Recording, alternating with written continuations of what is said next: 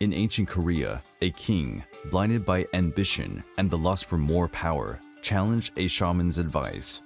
The monarch's disregard for the spiritual warnings brought about an ill-fated series of events for the kingdom, which included the birth of 6 daughters, but no male heir to take the throne as the traditions of the times dictated. News of the 7th child also being a girl sparked the king's anger, and, overwhelmed by rage, he ordered the baby to be taken away. In desperation, the queen pleaded for one final concession: to give the child a name.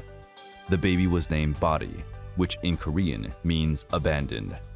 Put in a basket and thrown into the river, little Bari was found and sheltered by a caring elderly couple. As the years passed, Bari grew up surrounded by the warmth and wisdom of her adopters. The tale changed course when the king, struck down by a mysterious illness, was threatened with imminent death.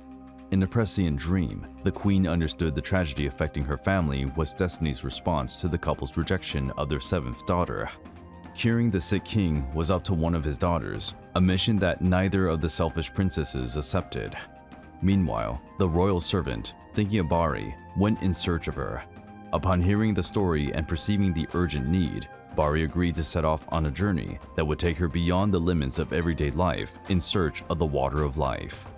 The young princess donned men's clothing to disguise herself as a man and endured countless trials, navigating through mountains and valleys at the edge of the earth until she reached the dead realm, where she roamed alone for a long time.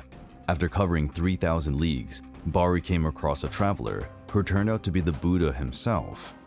Peering through her disguise and noticing that she was a woman, the Buddha asked if Bari could really travel 3,000 more leagues. When she answered that she would continue her journey even if she died, the Buddha gave her a silk flower with the miracle-working power. Bari decided to use it to free hundreds of millions of dead souls who were wrongfully imprisoned in an imposing thorn and steel fortress. When Bari finally reached the medicinal water, she found it protected by a guardian, a hermit warrior who, exhausted by wars, had isolated himself from the world.